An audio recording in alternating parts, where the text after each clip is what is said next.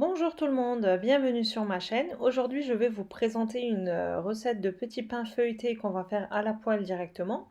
Donc on va commencer par faire notre pâte. Pour cela, je mets 1 kg de farine dans mon bol pour pétrir. Je verse 2 cuillères à café de sucre, 1 cuillère à café de sel, un sachet de levure déshydratée, de levure sèche. Ça fait 7 grammes. Voilà, donc je mélange à sec, légèrement comme ça. Ensuite, je viens verser 600 millilitres d'eau tiède. Donc pas chaude, pas froide, de l'eau tiède. Et on vient pétrir tout cela environ 5 minutes. Il faut qu'on obtienne une belle pâte bien élastique. C'est une pâte qui ne colle pas au doigt, contrairement à ce que je fais d'habitude. Donc bien pétrir, même si vous faites à la main, bien pétrir la pâte.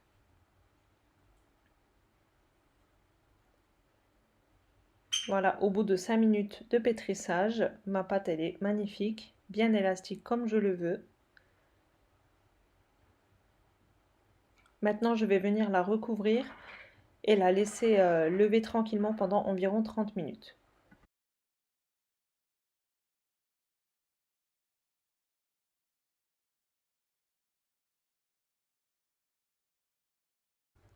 Au bout de 30 minutes, ma pâte a eu le temps de bien lever. Maintenant, je vais utiliser de l'huile. Je viens badigeonner mon plat avec de l'huile car je vais faire des petites boules de pâte que je vais disposer sur mon plateau. Et à partir de maintenant, on n'utilise plus de farine. On va travailler avec de l'huile. Donc là, j'ai huilé légèrement mon plan de travail. Comme c'est une pâte très élastique, elle est facile à manier. Je viens tremper mes doigts dans de l'huile et je vais former des petites boules. Comme ceci.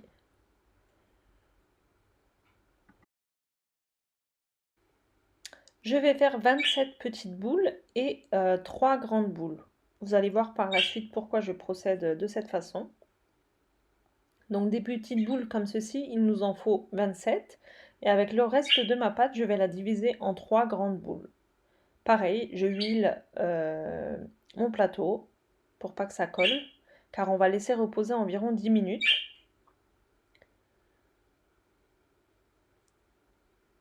Voilà, donc j'ai disposé mes 3 boules aussi. Je viens parsemer d'huile de nouveau, ça va éviter qu'elles collent entre elles. Et ça va nous permettre de les étaler très facilement après. Voilà.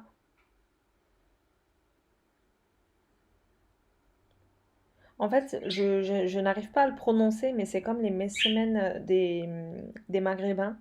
Je pense qu'elles se reconnaîtront. C'est à peu près la même recette. Peut-être la façon de faire est différente. Et en turc, ça s'appelle katmer. Et ça se fait idéalement pour le petit déjeuner ou alors pour le dîner avec un bon thé.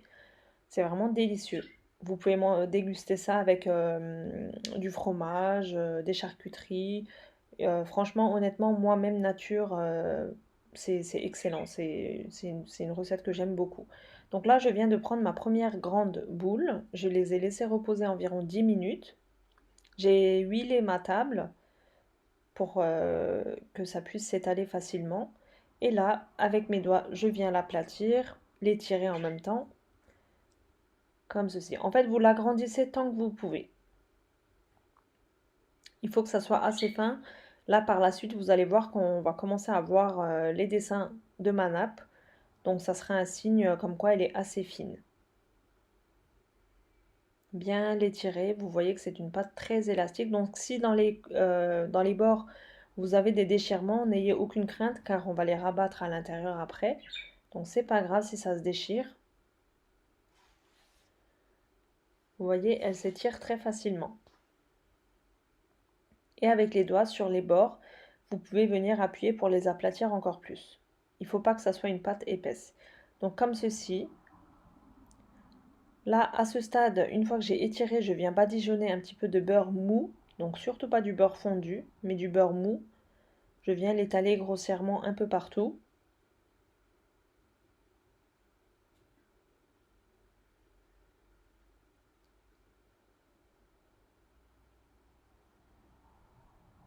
Voilà.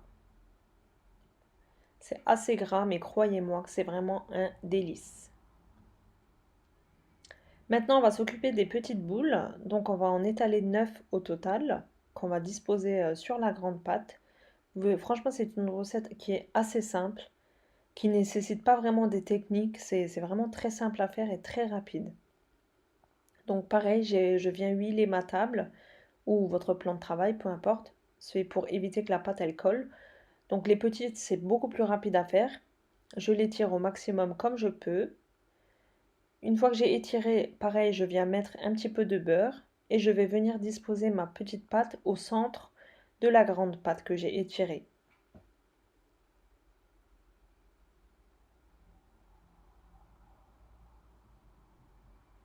C'est pas grave s'il y a des déchirures, c'est vraiment pas grave. Et si vous avez, à ce stade, on peut venir parsemer de semoule très fine. C'est facultatif, mais si vous en avez, je vous conseille de l'utiliser. Ça va permettre d'avoir un feuilletage vraiment magnifique. Et maintenant, je vais procéder de la même manière avec mes 9 boules de pâte. Étaler avec de l'huile. Une fois que c'est étalé, on vient badigeonner de beurre. Et entre chaque couche, on met un petit peu de semoule fine.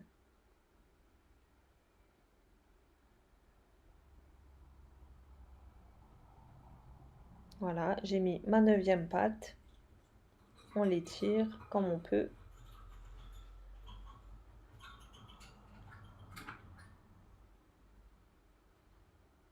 Et maintenant, on va couper les bords pour pouvoir la rabattre facilement. On va rabattre tous les côtés sur le centre de notre pâte. Vous voyez, j'ai des déchirures, mais c'est vraiment pas grave car ça va être camouflé. Voilà, et vous voyez comme c'est super fin. Donc on va avoir un feuilletage magnifique.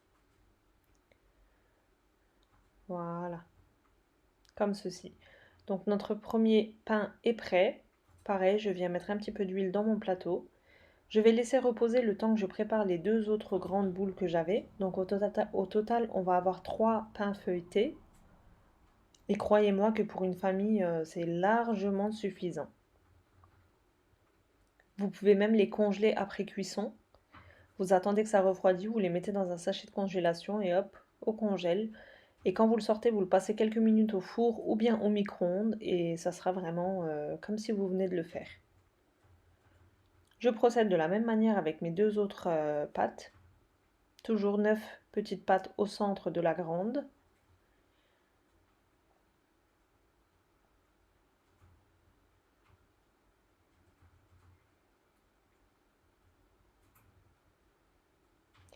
Je viens chauffer ma poêle.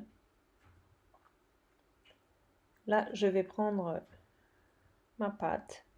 Le premier pain que j'avais fait, il a eu le temps de bien se reposer. Je viens l'étaler légèrement au doigt et je vais le mettre sur ma poêle qui est chaude. Ma poêle était légèrement petite au début, donc j'ai dû rabattre un petit peu les côtés. Et comme moi c'est une plaque électrique, je viens bouger ma poêle de temps en temps pour que tous les côtés puissent bien dorer. Donc je vous conseille de faire pareil même sur le feu à gaz. Voilà. Après, si vous avez une crêpière électrique, c'est beaucoup plus rapide de les cuire sur une crêpière électrique. Donc moi en temps normal, je le fais sur la crêpière électrique. Mais là, je l'ai fait à la poêle pour vous montrer vraiment que c'est faisable à la poêle aussi. L'astuce, c'est de bien bouger sur tous les côtés parce que sinon, bah, la chaleur, elle va venir en continu au centre. Une fois que c'est quasiment cuit, je viens badigeonner d'huile. Je retourne et je fais pareil avec l'autre côté. Ça, c'est juste pour faire bien doré en fait et pour avoir le côté croustillant. Donc ça va être croustillant à l'extérieur et hyper moelleux au niveau du feuilletage. Donc je fais pareil avec mes deux autres pâtes. Je viens les cuire dans ma poêle.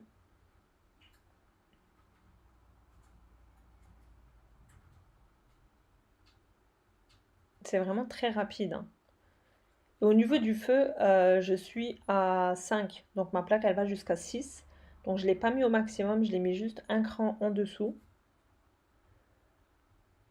Voilà, donc elles sont cuites, elles sont croustillantes à l'extérieur et hyper moelleuses à l'intérieur. Je vais vous en montrer une à l'intérieur. Franchement, c'est un délice. Bon, c'est bien gras, je ne le cache pas, c'est bien gras. Mais qu'est-ce que c'est bon. Franchement, testez absolument cette recette, vous ne serez pas déçus. Là, je vais vous montrer l'intérieur et vous voyez, c'est déjà bien moelleux. Voilà, donc j'espère que cette recette vous aura plu. N'hésitez pas à me dire en commentaire ce que vous aurez pensé de cette recette. J'espère sincèrement qu'elle vous aura plu et que vous la testerez chez vous aussi. J'ai hâte d'avoir vos retours concernant cette recette. Et si vous n'êtes toujours pas abonné à ma chaîne, bah, n'hésitez pas à le faire. Et comme je le répète assez souvent, surtout c'est très important pour moi, likez la vidéo, laissez-moi un petit commentaire et surtout abonnez-vous à ma chaîne en activant les notifications. Comme ça, vous ne louperez aucune de mes vidéos, car malheureusement, avec les nouvelles mises à jour de YouTube, les vidéos ne sont pas vues par tous les abonnés, donc seulement ceux qui ont les notifications. Donc je vous conseille franchement de les activer. Voilà, comme ça vous serez avertis dès que je publie mes nouvelles recettes. Voilà, donc j'espère que ça vous aura plu. Je vous dis à très bientôt pour une prochaine recette. Prenez soin de vous. Bye bye.